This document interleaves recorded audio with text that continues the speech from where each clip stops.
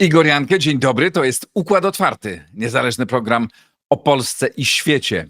Dziś o Pakcie Północnoatlantyckim i o tym, jak poszczególni członkowie kontrybują do jego bezpieczeństwa, ale najważniejsze o tym, co stało się w Hadze na szczycie NATO. Za chwilę połączę się z moim gościem, ale najpierw chciałbym bardzo podziękować wszystkim patronom. Dziękuję wam serdecznie. To dzięki waszej hojności ten program istnieje i dzięki temu może być niezależny.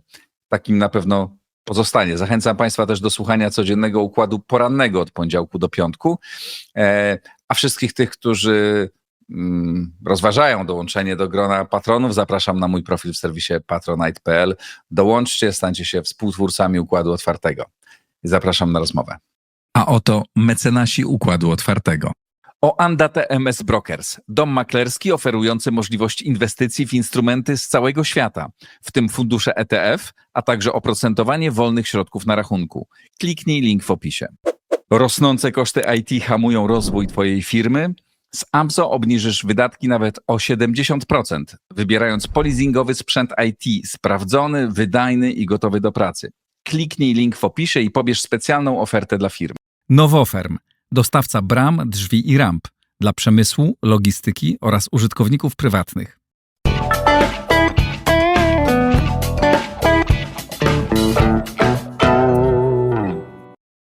Piotr Szymański, ekspert Ośrodka Studiów Wschodnich. Dzień dobry panu. Dzień dobry. W czasie, kiedy rozmawiamy, trwa jeszcze, czy kończy się szczyt Paktu Północnoatlantyckiego w Hadze.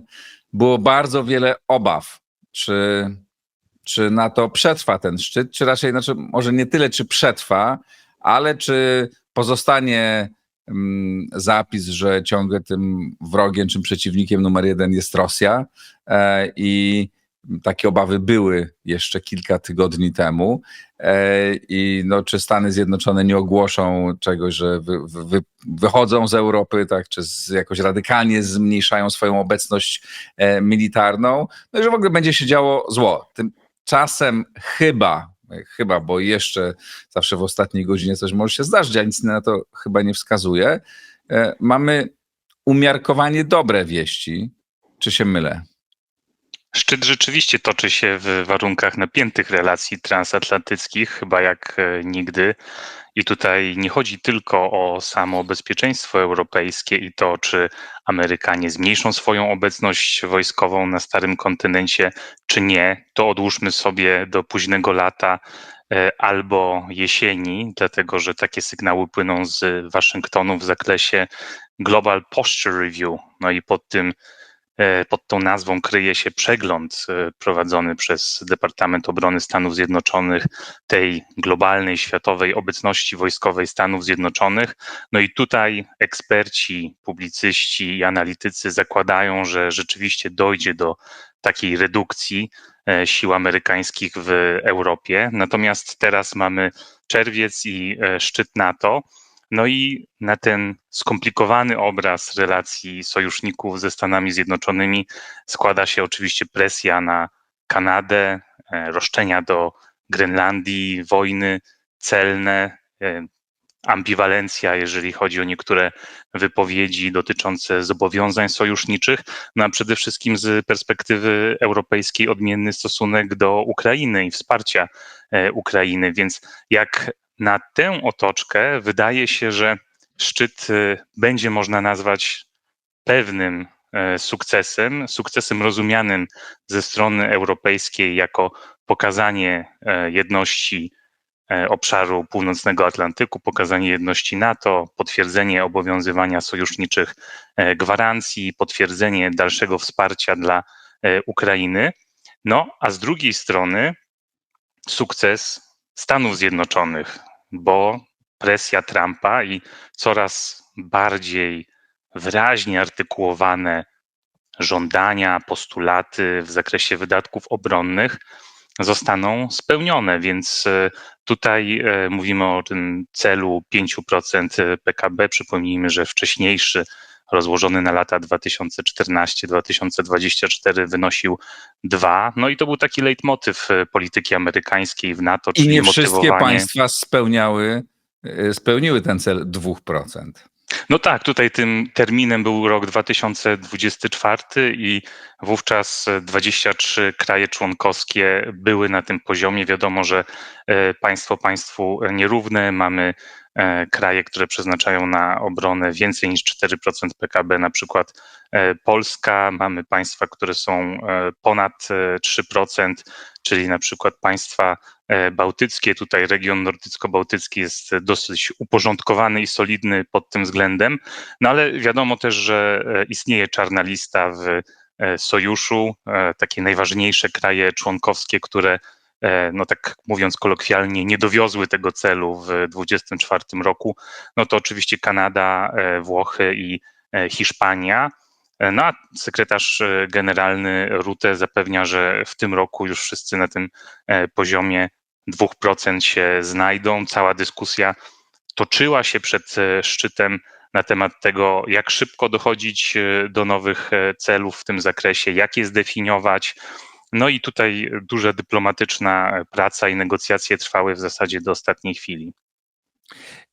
Sekretarz generalny Mark Rutte, który w ogóle chyba tak zaskoczył, myślę, dużą część opinii publicznej, analityków, którzy znali go jako polityka, tak no, nie wszyscy spodziewali się, że będzie tak dynamicznym szefem NATO i zwinnym, tak, że umiejącym i rozmawiać z Trumpem i dosyć agresywnie naciskającym, rozmawiającym tutaj w Europie, no ale on jeszcze przedwczoraj chyba, tak, czy mówił, że no, trwa bardzo ostry wyścig zbrojeń z Rosją, która zbroi się wielokrotnie szybciej niż większość państw członkowskich, niż NATO i że musimy tutaj docisnąć tę śrubę. No i wydaje się rzeczywiście, że ten cel 5%, przypomnijmy, niedawno się mówiło o tym, że to prezydent Duda mówił, tak, że może 3%, tak, to takie było, to jest jakieś szaleństwo, nie? Teraz mówi się o 5%. Oczywiście proszę wytłumaczyć też, co to znaczy te 5%, jak szybko jest realne ich osiągnięcie, które kraje wyglądają na to, że będą wydawać. No wiemy, że jest problem dalej, zdaje się, z Hiszpanią i jak te 5% ma być wydawane. No tutaj możemy rzeczywiście rozłożyć to na czynniki pierwsze, bo diabeł tkwi w szczegółach i ogólnie definicji wydatków obronnych w NATO, która jest dosyć pojemna i liberalna, stąd też często osoby, które analizują wydatki obronne, widzą, że w budżetach narodowych widnieją inne liczby niż te raportowane do NATO. No i tutaj mamy sytuację, zacznijmy może od celów, jeżeli chodzi o zdolności wojskowe. W NATO odbywa się ciągły cykl ich ewaluacji i oceny, to nazywa się NATO Defense Planning Process i w ramach tego procesu planistycznego, który trwa 4 lata i składa się z 5 etapów, sojusznicy zdefiniowali 14 obszarów, w których państwa członkowskie mają rozwijać swoje zdolności. I to wszystko zaczyna się od wytycznych politycznych, które określają poziom ambicji. Później mamy wymagania minimalne, czyli natowscy planiści mówią, jak sprostać tym wytycznym, czyli jakimi siłami sojusz powinien dysponować.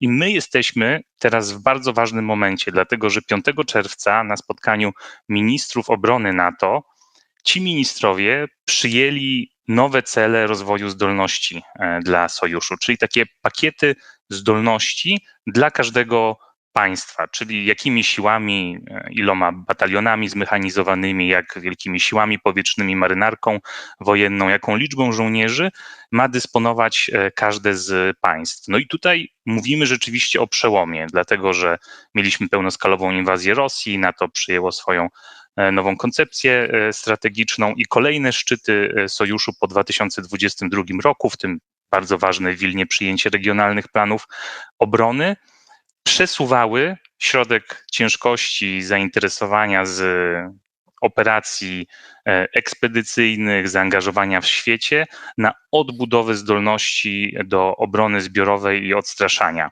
I teraz jesteśmy w tym miejscu, gdzie mamy zdefiniowane cele, państwa wiedzą, co w perspektywie krótkookresowej i długookresowej mają robić. Jest to bezprecedensowy wzrost inwestycji obronnych, zdolności, wojskowych, które państwa mają pozyskać. Dlatego te 5% jest z jednej strony wynikiem presji amerykańskiej i jakiejś dużej liczby, którą można sprzedać politycznie, z drugiej strony ma to pokrycie właśnie w tym, co czeka sojusz i państwa członkowskie. I tutaj te 5% dzielimy na 3,5 zgodnie z propozycją sekretarza generalnego tych właściwych wydatków obronnych, które będą liczone według dotychczasowej definicji, więc mamy wzrost z tego celu 2% do 3,5 i to uzupełnić mają wydatki związane z polityką bezpieczeństwa i obronną, dodatkowe 1,5%,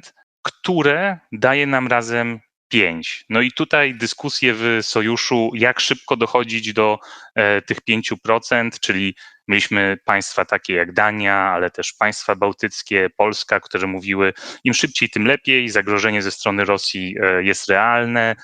Państwa bałtyckie ogłosiły, że będą na poziomie 5% już od przyszłego roku i że dobrze byłoby, gdyby NATO osiągnęło to do końca dekady. Propozycja sekretarza generalnego był to rok 2032.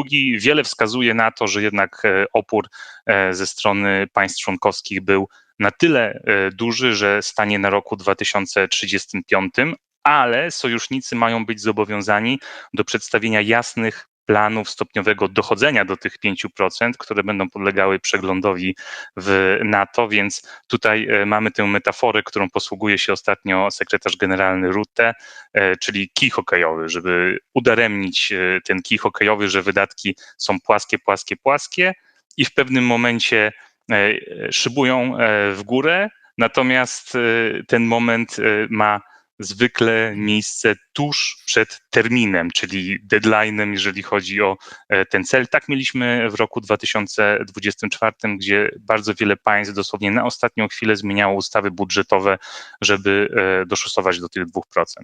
Tak, no bo jak mówiłem wcześniej, że wiele państw nie spełniało, tak, to miałem też na myśli ten moment 2022-2023, kiedy już wojna trwała, prawda, a tutaj ogromna liczba państw nie miało tych 2%. Ale chciałbym dopytać o te 1,5%, bo one mogą być wydane nie mają być wydane wprost na czołgi, drony, cokolwiek, tak, helikoptery czy żołnierzy,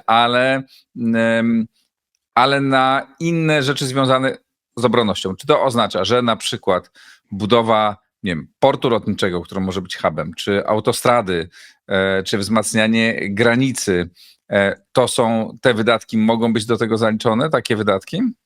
No zobaczymy, czy NATO ujawni listę obszarów, które można włączyć do tych wydatków związanych z polityką bezpieczeństwa i obronną, ale tutaj już z wypowiedzi sekretarza generalnego ministrów obrony można wiele wywnioskować i myślę, że warto zaznaczyć na starcie, że już ta obecna definicja natowska jest dosyć pojemna. Tam można wliczyć na przykład wydatki na służby mundurowe, które w czasie wojny będą częścią rozwinięcia mobilizacyjnego sił zbrojnych, więc jeżeli dane państwo ma jakieś jednostki specjalne albo uznaje Straż Graniczną za rozwinięcie mobilizacyjne sił zbrojnych, wówczas wydatki, które normalnie w budżecie krajowym księgowane są jako wydatki resortu spraw wewnętrznych, przechodzą na wydatki obronne w tej natowskiej księgowości.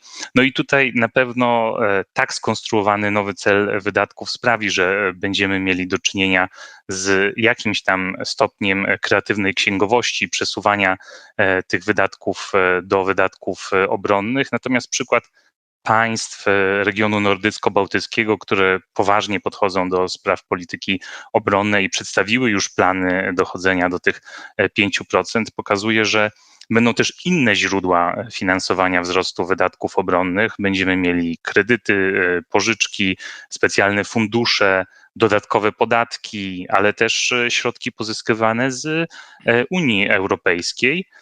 No i jeżeli chodzi o te 1,5%, no to Ministrowie obrony wymieniają na przykład inwestycje w cyberbezpieczeństwo, inwestycje w obronę cywilną. Tutaj od razu już punkty właśnie dla państw nordyckich, które mają rozwinięty ten segment. Wymieniają inwestycje w ochronę infrastruktury krytycznej. No tutaj na Bałtyku ważny w ostatnich miesiącach temat ochrony podwodnej infrastruktury krytycznej i rzeczywiście również inwestycje w infrastrukturę podwójnego zastosowania. I tutaj mamy sygnały z państw członkowskich, które najprawdopodobniej będą próbowały klasyfikować w ten sposób różne inwestycje, czy to drogowe, czy to portowe, czyli w szeroko rozumianej mobilności wojskowej. Bardzo ważne jest to i tutaj należy to też podkreślić ze względu na to, że wydaje się, że jest to osobisty priorytet sekretarza generalnego, czyli rozwój bazy przemysłowej, przemysł zbrojeniowy. Tutaj państwa najprawdopodobniej będą mogły zaksięgować po stronie wydatków obronnych wszelkie inwestycje w moce produkcyjne, nowe zakłady czy linie produkcyjne w przemyśle obronnym. No i to też jest kolejny bardzo ważny punkt na szczycie haskim. Odbyło się Forum Przemysłu Obronnego. Państwa pracują nad znoszeniem barier we współpracy przemysłowej, w handlu uzbrojeniem i ta współpraca transatlantycka będzie kluczowa, żeby wypełnić te cele zdolności, dlatego że po prostu w szczególności sojusznicy europejscy produkują obecnie za mało, żeby im sprostać. Za chwilę chciałem, żebyśmy porozmawiali o państwach nordyckich i bałtyckich, ale jeszcze zanim do tego dojdziemy, to chciałem taką ogólną atmosferę, która jest wokół, no w ogóle wokół bezpieczeństwa, wokół NATO, która w ostatnich dniach i tygodniach jest. Czy ma pan wrażenie, że, bo no oczywiście atmosfera się zmienia, tak? Znaczy wszyscy mówią, że bezpieczeństwo jest ważne, Unia Europejska mówi, że bezpieczeństwo jest ważne, tak, ale ja mam takie poczucie, że do tej pory było bardzo wiele deklaracji, prawda, mówienie o stworzymy nowe stanowisko w Komisji Europejskiej, tak, że Unia się teraz będzie zajmować bezpieczeństwem, ale tak naprawdę to bardzo niewiele z tego wynika, bo dopóki nie ma czołgów, czy już może gdzieś mniej czołgów, bardziej dronów, ale realnej kasy, realnego zwiększenia wydatków i zwiększenia zdolności poszczególnych państw, to niewiele się dzieje. Czy ma pan wrażenie, że teraz ta klasa polityczna europejska rzeczywiście podejmuje decyzje, czy jest bliska podjęcia realnych decyzji o zmianie, że to zagrożenie tym, że Rosja idzie do przodu, znaczy odbudowuje swoje zdolności po stratach, które ponosi cały czas na Ukrainie, a z drugiej strony administracja amerykańska, która mówi, no chłopaki, róbcie coś, bo my więcej nie będziemy tutaj łożyć. Czy to sprawiło, że rzeczywiście Europa zaczyna poważnie traktować bezpieczeństwo? Czyli trudne pytanie o imponderabilia, tak? Więc tutaj należałoby podkreślić przede wszystkim to, że rzeczywiście dużą niepewność generuje polityka amerykańska we wszystkich wymiarach. Mamy do tego jeszcze sytuację na Bliskim Wschodzie, Indo-Pacyfik, więc kwestie bezpieczeństwa będą musiały być traktowane przez europejskich sojuszników na poważnie. Ale pytanie moje jest takie, bo ja nie pytam o to, czy Amerykanie powodują wiele niepewności. Tak, powodują, nie? To wiemy, ale Amerykanie mają silną armię, a Europejczycy nie mają silnych armii. I gdyby Europa nie przespała tego okresu, to byśmy się dzisiaj nie martwili tym, prawda, czy prezydent Stanów Zjednoczonych powie to, czy tamto, czy zrobi to, czy tamto, bo bylibyśmy w stanie sami w dużej mierze się bronić, gdybyśmy mieli zdolności też do zarządzania wojskami z różnych państw. Czy pańskim zdaniem, ja wiem, że to jest, że to musi się stać, to jest oczywiste. Tylko czy to się dzieje? Czy jak Merz, nowy kanclerz Niemiec mówi, no teraz to my rzeczywiście będziemy robić i Bundestag tam zatwierdza możliwości poruszania się, to rzeczywiście się już dzieje, no bo Zeitenwende też było fantastycznym przemówieniem, tak, z którego prawie nic nie wynikało. Czy pan widzi to, że te decyzje są już podejmowane i że to jest już proces, który się toczy? Wiele zależeć będzie od rozwoju sytuacji na Ukrainie i tego, czy dojdzie w mojej ocenie do mało prawdopodobnego scenariusza zawieszenia broni, bo wiadomo, że konflikt ukraiński będzie dalej motywować państwa europejskie do działań, ale ja stawiam tezę, że ten nowy cel 5% i nowe wymagania w NATO w zakresie rozwoju sił zbrojnych pogłębią tylko podział europejski na północny wschód, czyli północno-wschodnią flankę NATO, gdzie państwa dosyć szybko osiągną wymagane 5% PKB, będą inwestować w armię, w siły zbrojne, w obronność, będą rozwijać współpracę w ramach NATO, dwustronną ze Stanami Zjednoczonymi, ale też regionalną. I tutaj zaliczyłbym Niemcy do tej grupy. I równocześnie będziemy mieli państwa południowego zachodu, właśnie Włochy, Hiszpanię, gdzie to poczucie zagrożenia ze strony Rosji nie jest tak ewidentne i tutaj nadal będą problemy po stronie tych państw członkowskich, które po prostu inaczej postrzegają zagrożenia i nie będą w tak dużym stopniu inwestować w to twarde bezpieczeństwo, czyli w siły zbrojne. Czy pańskim zdaniem Niemcy rzeczywiście zaczynają wzmacniać swoją armię? No to działania Pistoriusa są nakierowane właśnie na to, żeby te cele w NATO wypełnić. On mówi bezpośrednio, że Niemcy potrzebują 50-60 tysięcy dodatkowych żołnierzy, że będą szkolić rezerwistów, że siły zbrojne niemieckie dowiozą temat brygady na Litwie i Niemcy będą silniej obecne, również jeżeli chodzi o komponent morski na Bałtyku.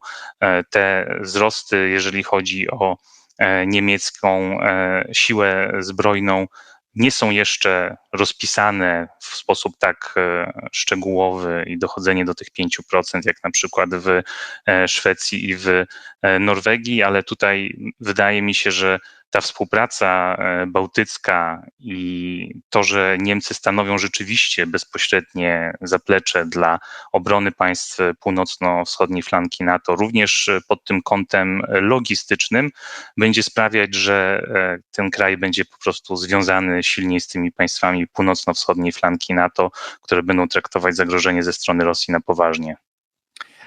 A jeszcze za chwilę więcej chciałem pana popytać o państwa nordyckie, ale jeszcze jedno pytanie o nastawienie Ameryki do wojny. Czy może być tak, oczywiście trochę teraz pytam o to, czy ma pan szklaną kulę, ale czy są jakieś sygnały, że stosunek Ameryki do wojny na Ukrainie może się zmienić? Czy po tym, jak Donald Trump może uważać, że załatwił sprawę Iranu, tak, tutaj obniżył napięcie w regionie, że może powiedzieć, dobra, to jeszcze załatwię następną sprawę po to, że mógł się skupić na tych Chinach, a najpierw to muszę poczyścić teren w różnych miejscach. Bo zastanawia mnie jedna wypowiedź nowego szefa głównodowodzącego wojsk NATO w Europie, Aleksisa Grynkowicza, tak, który jest Białorusinem z pochodzenia, jakieś tam może i polskie gdzieś kawałki korzeni ma, no ale domyślam się, że on ma, po pierwsze dobrze rozumie, tak, sytuację tutaj, no i który powiedział wczoraj czy przedwczoraj, że publicznie, co moim zdaniem tu nie ma, znaczy nie wierzę, żeby on tak sobie mógł powiedzieć, to po prostu nie wiedząc, że nikt go w Białym Domu za to nie skarci i nie będzie chciał go odwoływać. Powiedział, że po pierwsze, że Ukraina może wygrać tę wojnę i że Stany Zjednoczone powinny wspierać Ukrainę. To że pierwsze, no to opinia, czy może wygrać, czy nie, to jest jeszcze... Każdy może sobie powiedzieć opinię, ale powiedzenie, że Stany Zjednoczone powinny wspierać Ukrainę, to już jest taka wypowiedź polityczna, prawda? No my przez nowo powołanego bardzo wysokiego oficera, który jeśli Donald Trump stwierdzi, że przesadził, no to zostanie wezwany, mimo że to jest nie przedstawiciel tylko Stanów, ale całej Europy, no ale całego NATO, ale może zostać odwołany. Czy pańskim zdaniem to jest jakiś sygnał? Są jakieś inne tego typu sygnały, czy to nie należy przywiązywać żadnej wagi do tej wypowiedzi? Znaczy tu wydaje mi się, że generał Grynkewicz, który jest sakerem in spe, w najbliższym czasie nastąpi przekazanie tej funkcji przez innego amerykańskiego generała Cavallego. Tak, przepraszam, bo ja powiedziałem, że on już jest, on będzie za chwilę, tak? Jeszcze jest Tak, już został wskazany, ale już wiadomo, że on jest. Został dowódcą EUCOM-u, tak, czyli tego dowództwa europejskiego Stanów Zjednoczonych i na początku czerwca Rada Północnoatlantycka zatwierdziła go jako naczelnego dowódcę sił sojuszniczych w Europie i wydaje mi się, że już bardziej jako taki wypowiada się w zakresie spraw ukraińskich. Ale tutaj dwie kwestie. Według mnie ciągle Stany Zjednoczone pokładają jakieś nadzieje w próbie resetu z Rosją i negocjacji wokół Ukrainy. Stawiam raczej na rozczarowanie w tym obszarze i tego, że te negocjacje nie doprowadzą, przynajmniej w najbliższym czasie, do zawieszenia broni i jakichś wymiernych efektów. Więc pytanie, na ile szybko Trump uzna, że temat rozmów z Putinem i uregulowania tego konfliktu w ten sposób nie przyniesie mu sukcesu i owoców. A z drugiej strony mamy sytuację, w której Amerykanie rzeczywiście wygasili swoje wsparcie wojskowe dla Ukrainy. Relacje ukraińsko-amerykańskie są napięte. I tutaj nie ma żadnych nowych pakietów ze strony administracji republikańskiej wsparcia wojskowego dla Ukrainy. I mamy teraz w samym NATO bardzo ciekawy proces, dlatego że tę odpowiedzialność przejmują sojusznicy europejscy i Kanada. Tutaj warto wspomnieć o tym, że w lipcu 2024 roku podczas szczytu NATO w Waszyngtonie powołano misję, a w zasadzie nie misję, dlatego że nie było zgody na to słowo w sojuszu.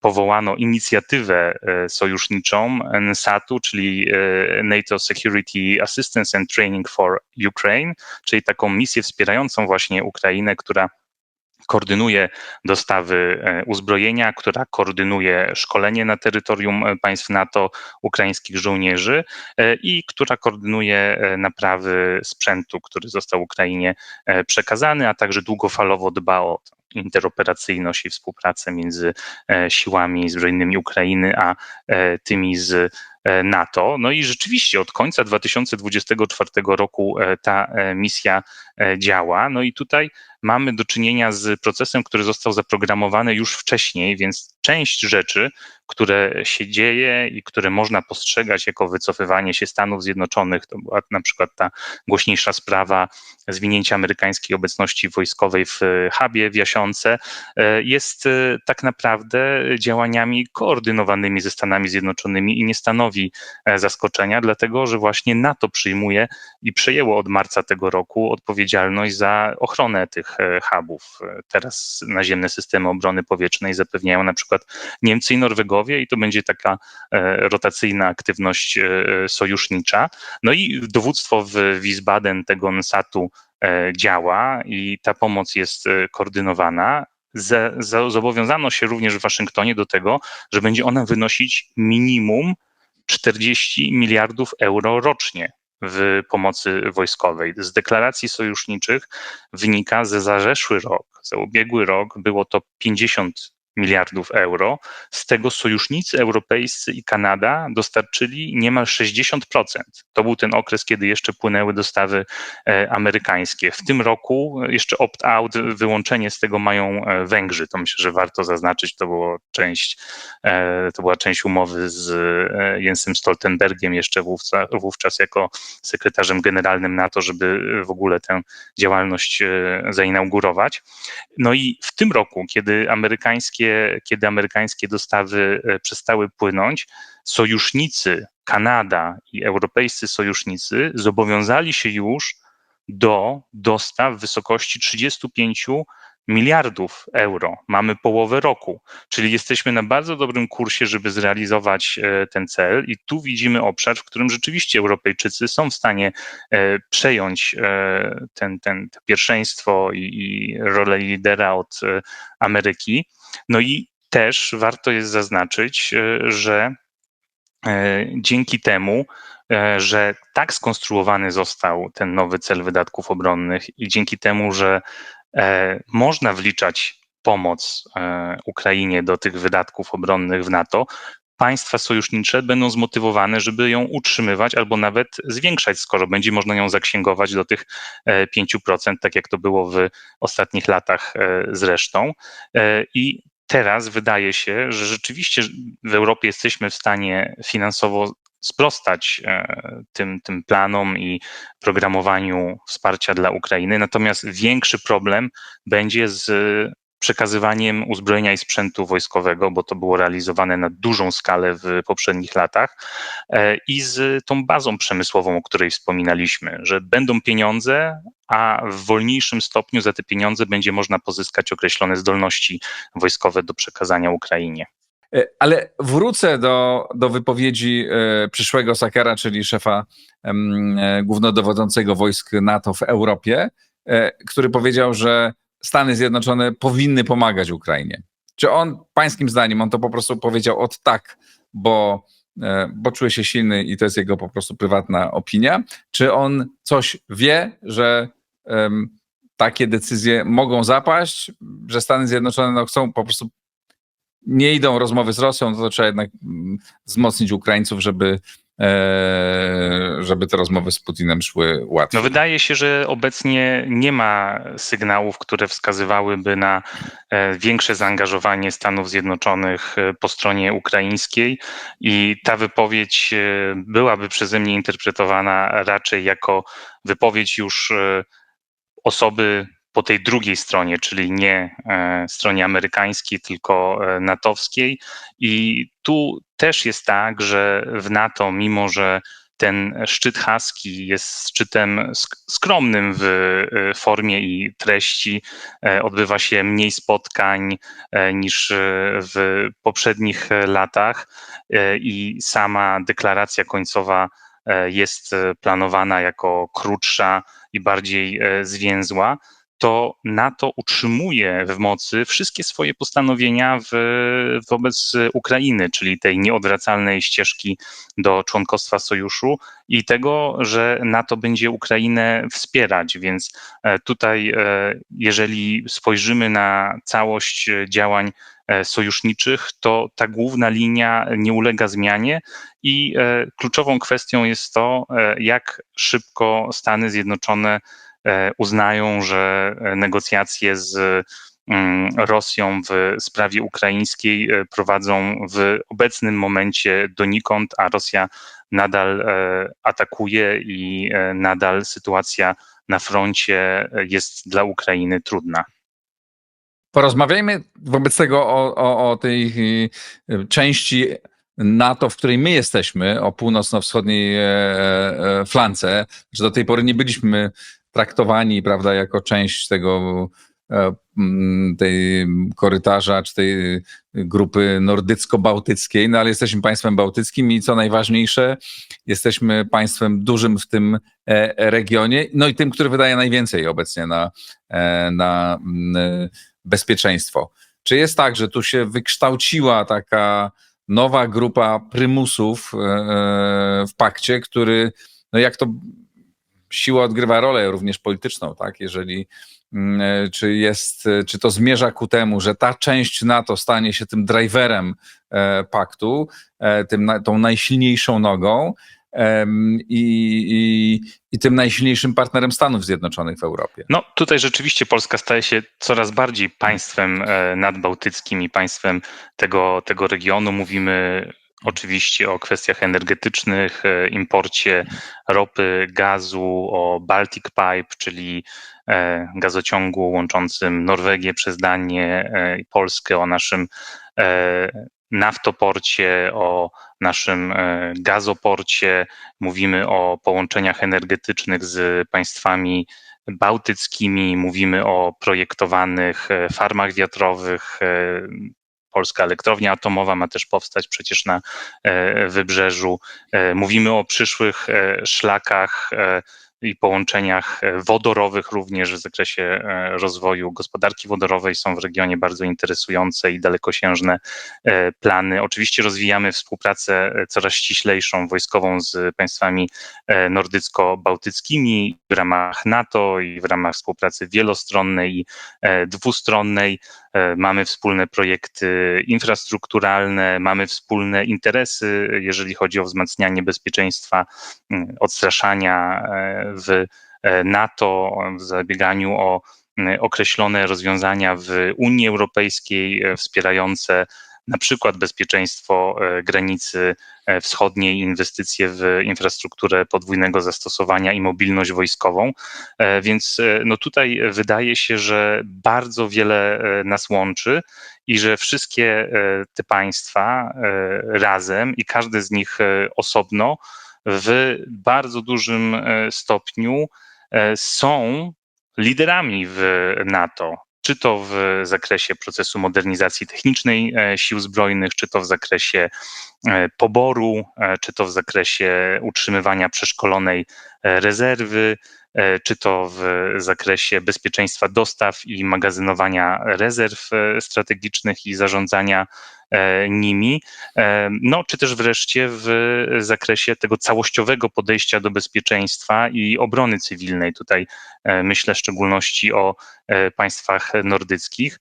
Warto jest zwrócić też uwagę na to, że wszystkie państwa regionu nordycko-bałtyckiego mają podpisane ze Stanami umowy o współpracy obronnej, DCA, czyli Defense Cooperation Agreement, i na tej bazie Stany Zjednoczone mają dostęp do wybranej infrastruktury wojskowej na terenie państw w regionie, mają także swoje magazyny uzbrojenia i sprzętu wojskowego, więc wydaje się, że region nordycko-bałtycki będzie charakteryzował się wysokim tempem wzrostu wydatków obronnych, będzie charakteryzował się twardą polityką wobec Rosji, wspieraniem i nakładaniem nowych sankcji, będzie liderem, jeżeli chodzi o wsparcie wojskowe dla Ukrainy. Tu mówimy o modelu duńskim, czyli inwestycjach bezpośrednio w ukraińskim i zamówieniach bezpośrednio w ukraińskim przemyśle obronnym. Przypomnijmy, że państwa nordyckie i bałtyckie zobowiązały się do tego, że wyekwipują i wyszkolą dodatkową ukraińską brygadę, więc jeżeli spojrzy się na wszelkiej maści statystyki dotyczące wsparcia wojskowego, humanitarnego dla Ukrainy, mierzonego jako procent PKB, no to kraje regionu są tutaj liderami. No i to będzie tworzyło taką wspólną bałtycką, nordycko-bałtycką tożsamość w zakresie polityki bezpieczeństwa i rozumienia otoczenia międzynarodowego. Dlatego tak często się mówi o tej grupie państw jako o like-minded, dlatego do tego formatu nordycko-bałtyckiego, czyli tej nordycko-bałtyckiej ósemki w czasie przewodnictwa w tym formacie Szwecji w 2024 roku była zapraszana Polska. Tutaj mam na myśli w szczególności szczyt nordycko-bałtyckiej ósemki z udziałem premiera w listopadzie, ale zwróćmy też uwagę na to, że na początku czerwca mieliśmy spotkanie bukaresztańskiej dziewiątki, czyli państw wschodniej flanki NATO w Wilnie, które koordynują swoje stanowisko przed każdym szczytem NATO. No i to są państwa od Estonii, patrząc na północ, po Bułgarię na południu. No i już w 2024 roku do tej grupy dołączyła Finlandia i Szwecja, a w tym roku mieliśmy sytuację, w której cała nordycka piątka była obecna na tym szczycie i tak naprawdę patrząc na tę całą grupę państw, poczynając od Islandii i Norwegii aż po Bułgarię, są to kraje członkowskie NATO, które mają wspólne interesy po prostu w budowaniu wiarygodnego odstraszania.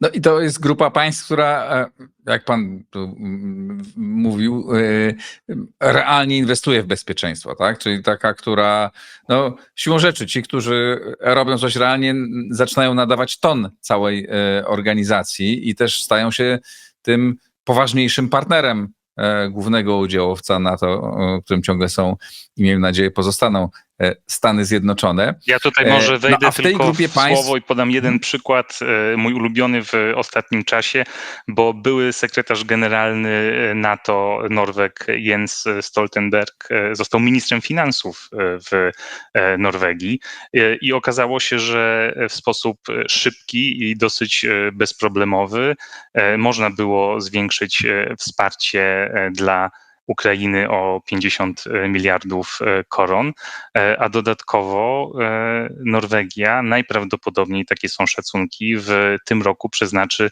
na wydatki obronne ponad 3% PKB. Szacunki mówią o 3,3 i wydatki obronne będą wówczas na poziomie, który Norwegia zakładała, że osiągnie w swoim długofalowym rozwoju potencjału obronnego w roku 2036. Tak. A to już jest teraz. Tak, ale mówimy o super bogatym państwie, który ma po prostu, no jest przez naturę nieprawdopodobnie uprzywilejowany, bo ma dostęp do złóż naftowo-gazowych.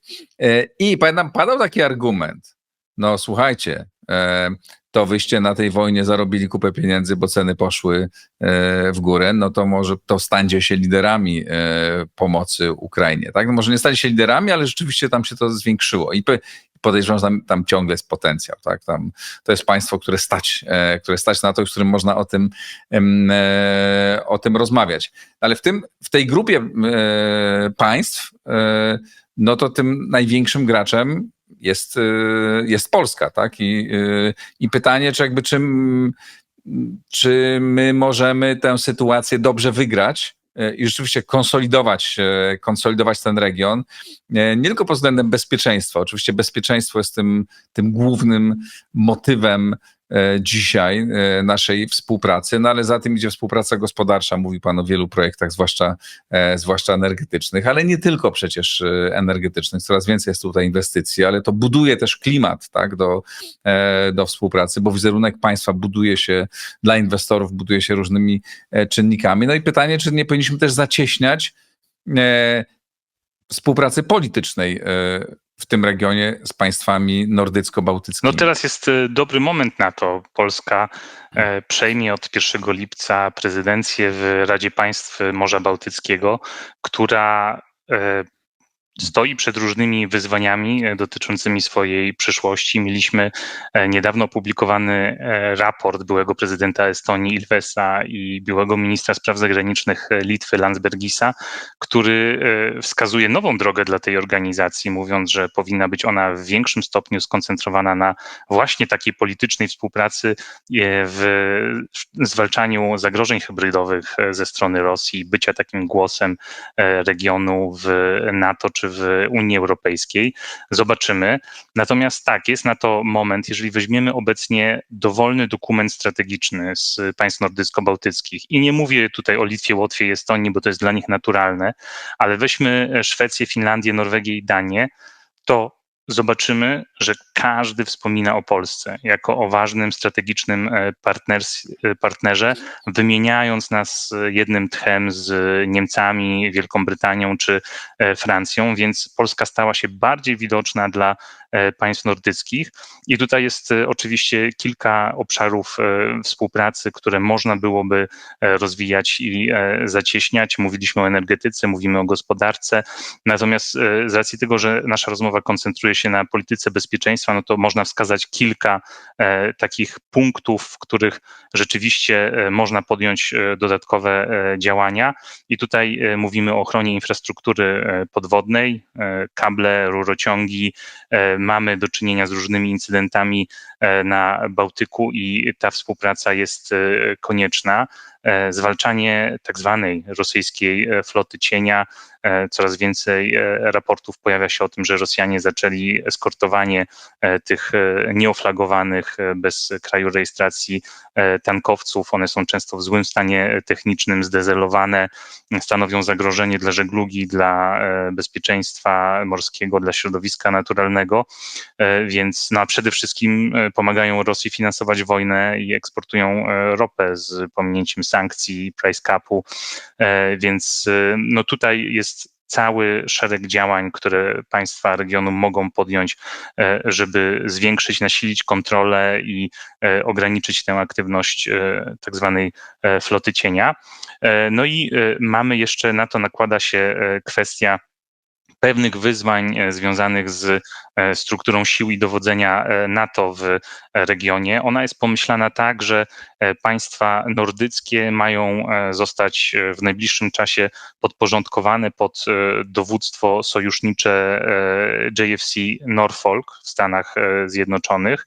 Natomiast południowa część Bałtyku, czyli Niemcy, Polska, Litwa, Łotwa i Estonia, będą nadal podporządkowane pod analogiczne dowództwo w holenderskim Brunsum. Więc tutaj też jest ważna współpraca głównie marynarek wojennych i sił powietrznych państw północnej części Morza Bałtyckiego i południowej, żeby te oba plany, regionalny plan obronny NATO dla północnej flanki i dla centralnej Europy się zazębiały. Tutaj mamy też na środku Bałtyku ważny element tej układanki, czyli Gotlandię, która z jednej strony uznawana jest za ważny punkt i element obrony państw bałtyckich i możliwości projekcji siły przez NATO na tym kierunku, a z drugiej strony stanowi to pewien ból głowy. Mamy Kaliningrad, mamy rosyjską flotę bałtycką i tutaj szwedzcy planiści obawiają się, że w razie konfliktu Rosja mogłaby próbować przejąć tę wyspę i rozmieścić tam jakieś swoje systemy antydostępowe, utrudniając działania i paraliżując działania NATO. No więc tutaj rzeczywiście ten Bałtyk jako takie miejsce styku NATO i Rosji będzie odgrywać coraz większą rolę. No i ten stosunek sił, który obecnie jest uznawany, że jest korzystny dla Rosji, jeżeli weźmiemy pod uwagę państwa bałtyckie, które jeżeli wycięlibyśmy sobie terytorium NATO z mapy Europy, to stanowią tak naprawdę połączony z Polską półwysep, to ten stosunek należałoby przede wszystkim właśnie tam zmieniać, dlatego że jeżeli spojrzymy na to globalnie, na cały region, no to dla Rosji to jest bardzo duży problem i ból głowy, połączone zdolności państw nordycko-bałtyckich. Tutaj wystarczy wspomnieć, że same państwa nordyckie dysponują około 250 nowoczesnymi samolotami bojowymi. W Danii trwa proces wdrażania F-35, Norwegia swoje już otrzymała, Finlandia będzie utrzymywać, więc tutaj dla Rosji to jest ciężki orzech do zgryzienia, natomiast ta lokalna przewaga na jej korzyść, w szczególności w domenie lądowej, występuje właśnie w państwach bałtyckich, które nie mają tej głębi strategicznej i to powinien być priorytet tak dla regionu, jak i dla całego NATO, czyli wzmacnianie wojskowej obecności w Litwie, Łotwie i Estonii i tutaj jako taki najważniejszy element często jest wymieniana właśnie obok wojsk lądowych naziemna obrona powietrzna, czyli wszystkie systemy, które pomogłyby zwalczać rosyjskie statki powietrzne czy pociski rakietowe. Ta rzeczywiście i percepcja Polski, tak, i takie przekonanie o tym, że Polska jest silnym graczem, jest w tych państwach chyba rzeczywiście coraz silniejsze, bo to, co pan mówi, pojawiamy się w dokumentach strategicznych, tak pojawiliśmy się w strategii, która została ostatnio zatwierdzona przez parlament fiński. Polska została tam wymieniona jako jeden z głównych partnerów, jeśli chodzi o obronność. Ja teraz miałem okazję rozmawiać we wszystkich tych państwach, tam w lokalnych think tankach o tej współpracy wokół Bałtyku. No i rzeczywiście to jest takie bardzo budujące, nie? Ale to jest moment, który możemy dobrze wykorzystać. No pytanie teraz, czy uda nam się to zrobić, ale rzeczywiście wszystko temu sprzyja i wydaje się, że no na szczęście u nas też nie jest to jakaś sprawa, która jest przedmiotem sporu politycznego i Bogu dzięki, więc mam nadzieję, że obie strony i rząd i przyszły prezydent będą tutaj w tej sprawie blisko współpracować, bo rzeczywiście ten moment należy wykorzystać i możemy tu zbudować i centrum, takie silne centrum ochrony tej części świata. Rozumiem prawda? też, że nie ma innej opcji, kiedy w kraju będzie i prezydent, i premier z Gdańska, a stamtąd chyba dobrze widać region. Dobra uwaga, bardzo dobra uwaga. Miejmy nadzieję, że tak będzie. Rzeczywiście łączenie tych zdolności, nie? Te zdolności, jeśli wspomniał pan lotnictwo państw nordyckich, są bardzo ważne i tu w sytuacji oczywiście zagrożenia ze strony wschodu, zmiany priorytetów polityki amerykańskiej, tak? No i takiej, a nie innej postawy pozostałych państw NATO, tych południowych, o co moim zdaniem nie ma co się obrażać, tak po prostu jest, tak? I nigdy nie będzie, tak?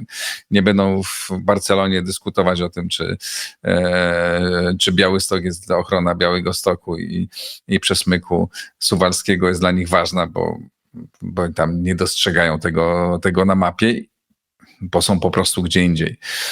My też się Kadyksem specjalnie przejmujemy. Nie? I jakby tak to będzie, więc jakby tu ten środek ciężkości on już jest i należy go rozwijać.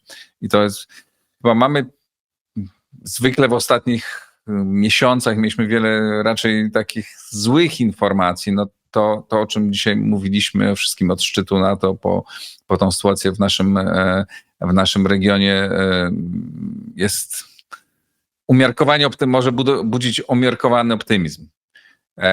Zgodzi się pan z tym? Sytuacja w regionie nordycko-bałtyckim z jednej strony można powiedzieć, że i była taka narracja właśnie po przystąpieniu Szwecji i Finlandii do NATO, że no taki mini koniec historii możemy tutaj ogłosić, tak? Że wszystkie państwa regionu oprócz Rosji są w NATO, ściśle współpracujemy, no ale widzimy, że Rosja nadal ma tutaj swoje zdolności wojskowe, potencjał również nuklearny, jest Kaliningrad, jest Białoruś, Półwysep Kolski, który no jest kluczowy dla rosyjskiego potencjału odstraszania nuklearnego, więc Arktyka, jeżeli patrzymy dalej na północ, bo przecież mamy to połączenie poprzez państwa nordyckie również z daleką północą, a Norwegia, tak jak już sobie tutaj mówiliśmy, jest coraz ważniejszym w obliczu wydarzeń w świecie dostawcą ropy i gazu dla Europy. No więc to są wszystko naczynia powiązane, tak, które możemy pokazać od Morza Barentsa i norweskiej dalekiej północy po Ukrainę.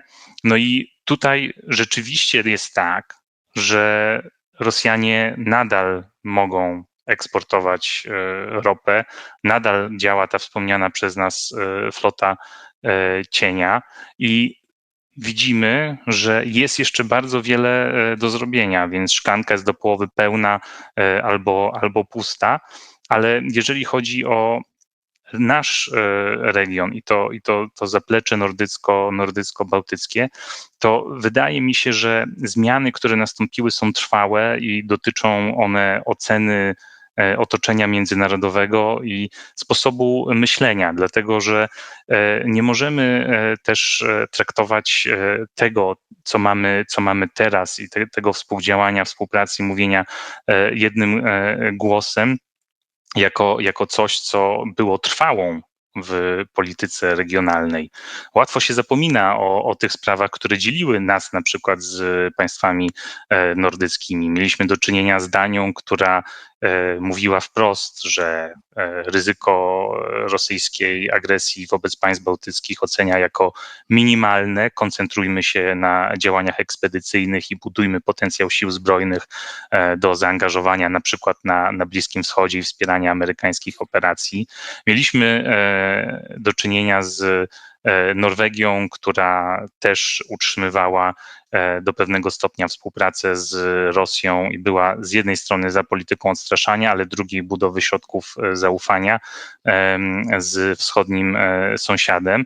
Mieliśmy Szwecję poza NATO, która prowadziła politykę militarnej bezaliansowości i może było nam blisko w różnych aspektach polityki wschodniej, no przecież polsko-szwedzkie partnerstwo wschodnie, natomiast Szwecja po prostu nie inwestowała w swój potencjał obronny. Nastąpiło rozbrojenie tego państwa. No i mieliśmy do czynienia z Finlandią, gdzie Finlandia stawiała na rozbudowane relacje polityczne, spotkania na szczeblu prezydentów i premierów z Rosją, współpracę energetyczną, Nord Stream. Mówiło się o finlandyzacji, prawda? Finlandyzacja była takim hasłem, że tego nie chcemy, tak? To rzeczywiście ta zmiana jest, to bardzo dobrze, że pan przypomina, że było inaczej, ale wydaje się, że ta zmiana jest nieodwracalna. Władimir Putin wiele zrobił, żeby uświadomić naszym partnerom z północy, że warto działać inaczej. Władimir Putin ma wiele zasług, zjednoczył naród ukraiński, odbudował państwowość ukraińską, mimo że niestety niszczy strasznie ten kraj, tak mówię z ironią, ale po to, żeby pokazać, że rzeczywiście zmiana świadomości i w przypadku państw bałtyckich, to nie jest, nordyckich zwłaszcza, tak, to nie jest to jest inaczej na przykład niż w przypadku Niemiec, tak, gdzie są słowa, gdzie się dużo mówi, prawda, że mówiło się o Zeitenwende, ale realnych działań nie było, tam one są, tak, i to jest dla nas niezwykle ważne i tu budzą, to są nowi liderzy, ten region staje się nowym liderem NATO. Nowym liderem NATO, tym bardziej, że teraz, kiedy będziemy uwzględniać również wydatki związane z polityką bezpieczeństwa i obronną w sposób często może nie aż tak bezpośredni i oczywisty, zobaczymy, że wiele rozwiązań z państw nordyckich, tutaj najczęściej jako przykład wymieniana jest Finlandia, będzie coraz uważniej analizowane przez innych sojuszników i mówimy tutaj i o zarządzaniu rezerwami strategicznymi, mówimy o szkoleniu rezerwistów, mówimy o systemach poborowych, ale też mówimy o obronie cywilnej, na przykład systemie schronów, planach ewakuacyjnych i różnych organizacjach społecznych i proobronnych, które składają się na ten model bezpieczeństwa całościowego, czy coraz częściej przypominamy sobie pojęcie obrony totalnej, która jest częścią tego całościowego podejścia do bezpieczeństwa. Pan wspominał fińską strategię, która została rzeczywiście niedawno przyjęta przez parlament, a opracowana w grudniu ubiegłego roku i tam widzimy ciekawą zmianę, dlatego że poprzedni tego typu dokument przyjęty w 2021 roku użył tego terminu obrona totalna tylko raz i to w kontekście Norwegii i Szwecji, ich podejścia do bezpieczeństwa, koncentrując się właśnie na tym ogólniejszym i mniej złowróżnie brzmiącym terminie obrony totalnej. Teraz w tej nowej strategii pojawia się on 47 razy, więc też widzimy po prostu zmiany tych akcentów, że pewne zmiany, jeżeli chodzi o te dokumenty strategiczne, retorykę, ocenę środowiska bezpieczeństwa, przekładają się tutaj w naszym regionie potem realnie na działania państw i ich inwestycje w bezpieczeństwo. I to są dobre sygnały, tylko one nie mogą nas uspokajać, tylko mają nas mobilizować do działania i miejmy nadzieję, że tak będzie. Piotr Szymański, Ośrodek Studiów Wschodnich, bardzo panu dziękuję za tę rozmowę. Dziękuję pięknie. Ja dziękuję państwu, czekam na wasze komentarze. Czy uważacie rzeczywiście, że ta część NATO bliska Polsce i ta, w której my możemy być nieformalnym liderem, będzie odgrywała tak ważną rolę w architekturze bezpieczeństwa i też w polityce Europejskiej. Czy możemy wykorzystać tę sytuację do wzmocnienia pozycji Polski i pozycji tego regionu w Europie? Ciekaw jestem Państwa komentarzy. Napiszcie, subskrybujcie Układ Otwarty. Jeśli uważacie, że warto, wspierajcie na patronite.pl. To Wasze wsparcie jest niezwykle ważne, bo ten program jest całkowicie niezależny. Dziękuję bardzo, pozdrawiam, do zobaczenia.